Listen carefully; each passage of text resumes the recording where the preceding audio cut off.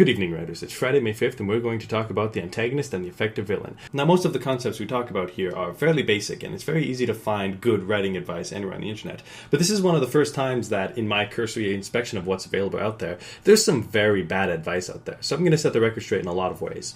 Now, first, what is an antagonist? If you remember back when we covered the tragedy in the 7 basic plots, I talked about a form of tragedy where it involves the conflict between two characters, where they're both trying to accomplish the same goal. This is one of the best ways to understand what an antagonist truly is. It's someone who opposes the protagonist, attempts to accomplish a goal, whether or not it's because they're in direct competition with the protagonist for the same goal, or whether they oppose the protagonist for some other arbitrary reason. It's an old idea that storytelling is about a protagonist overcoming an antagonist to accomplish a goal, but in fact, antagonists are not strictly necessary to tell your story. And the closer your story is to real life, the less likely that an antagonist is necessary, because most people don't have antagonists. Most people don't go through life constantly running against someone who's opposing them at every step. Most people don't have to overcome a person who's stopping them from accomplishing their goals. When stories involve intense personal struggles and overcoming your own limitations to accomplish something you couldn't have done previously, you don't need an antagonist to accomplish this story. Important side note, antagonists are always characters. Social constructs and abstract concepts, though they may be obstacles for protagonists to overcome, are not antagonists. When a story focuses on these constructs as the main obstacle to overcome, they're not necessarily overcoming a person acting or a person existing in a way that prevents them from accomplishing a goal. They're acting against the structure of society or the ideas presented in them to accomplish a goal. And that's a very different story that does not involve an antagonist. And so if your story is about X person overcoming racism, racism is not your antagonist. Racism is a thing that exists that the protagonist overcomes in order to accomplish their goals. Right, back on track. If an antagonist is present, they act against the protagonist to prevent them from accomplishing their goals or to undermine the protagonist's life in some way, whether because they have a personal vendetta against the protagonist, like Iago versus Othello, or it's because they're personally invested in some different goal that is inherently at odds with the protagonist, such as Inspector Javert from Les Miserables. Antagonists can also serve as symbolic representatives for the abstract concepts that can't be the antagonists themselves, such as Sauron in The Lord of the Rings, who serves as this beacon of social control and evil that is represented by an all-seeing eye, and actually there's a lot of symbolism that's maintained over the years. It's a really cool antagonist. The antagonist could also serve as the protagonist's foil, or the perfect opposite. One of the best examples for this is Moriarty and Sherlock Holmes, where Moriarty has all of Sherlock Holmes' abilities of extraordinary deductive reasoning and great planning, but with a little twist where Moriarty doesn't have Sherlock's dedication to being a good person. And so Moriarty represents a dark side of Sherlock Holmes, something that Sherlock Holmes could be and could very well become if he had simply gone a different way through his life. And generally speaking, these antagonists represent something that must be overcome in order for the story to reach an ending, whether that's they're overcome by direct conflict or simply the protagonist winning the prize before the antagonist could get it. But the antagonist function in the story is not exactly the focus of this episode. I'm going to talk about how to create good antagonists, how to avoid some of the writing pitfalls that people often suggest to you. First and foremost, good antagonists and villains aren't necessarily evil, and they're almost never purely evil. People often equate a good villain with being the most evil villain, that the Joker is the best villain because he's irredeemably evil. But that's not exactly how villains operate in stories, or even a good example of why the Joker is a good villain. The Joker is a good villain because he is a foil to Batman. Like Moriarty to Sherlock Holmes, he is everything Batman could have become if Batman didn't decide to be a champion for justice. If Bruce Wayne instead used his intense resource and great planning abilities to completely undermine the structure of society, he very well could have become the Joker.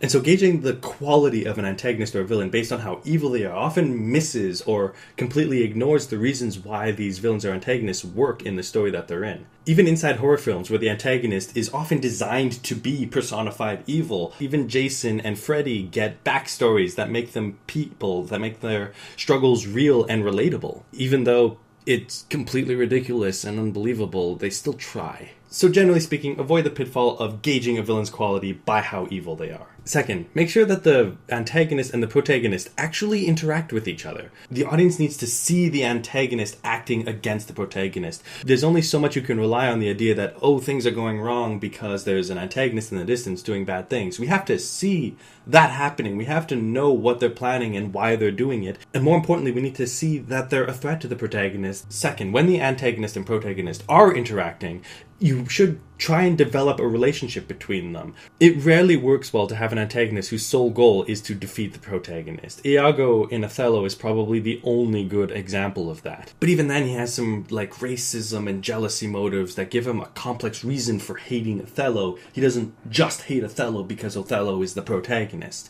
And that's what you want to avoid, a just because situation. Nothing should ever happen just because. There should always be a reason. So you should ask yourself, what are the antagonist's goals? What are their motives? What are their ethics? What are they willing to do in order to accomplish their goals? And what are they not willing to do to accomplish their goals? The more fleshed out your antagonist is, the better understanding you'll have of how they can influence your story and how they can derail your protagonist's goals. Thirdly, it's sometimes helpful to see villains as tragic protagonists of their own story, but it's also important to avoid the trap of seeing villains as a tragedy hurricane that has everything bad happen to them and create a monster because their lives were terrible. Reminder, your villains don't need to be evil, or even necessarily bad people, or especially not good people that had a trauma happen to them and now they've decided that everything sucks. They have to be characters who are trying to accomplish something. They have to have a realistic and achievable goal that just happens to be in opposition to the protagonist. Everything else that you make for your antagonist, whether they are evil, whether they are bad people, should be in service to the story that that character is trying to tell. You should never make an antagonist evil for evil's sake.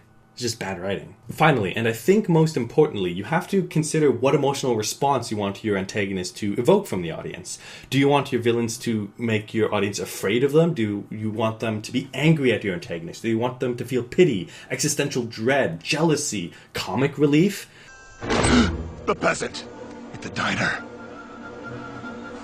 He didn't pay his check.